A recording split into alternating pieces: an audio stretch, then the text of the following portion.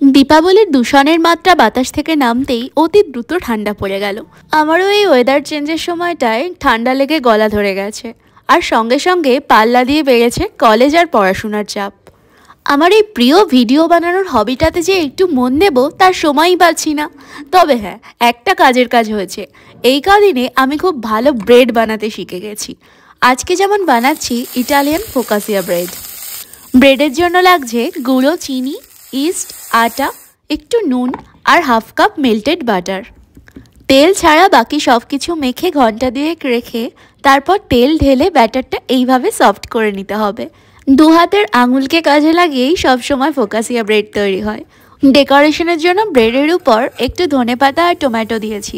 আর এদিকে ব্রেডের সঙ্গে খাওয়ার জন্য আমার ভেজিটেবল গ্রেভিও রেডি। যে কোনো ইচ্ছে মতো ভেজিস, একটু দুধ আর খানিকটা হার্ব, নুন, চিনি দিয়ে একটু ফুটিয়ে নিলেই এই গ্রেভিটা বানানো যায়। আমার ফোকাসিয়া ব্রেড মাত্র মিনিট 15 বেকিংয়ের পর দারুণভাবে রেডি হয়ে গেছে। এভাবে বানিয়ে উপর দিয়ে একটু কেচাপ ছড়িয়ে খেয়ে দেখলে you can't forget it ever.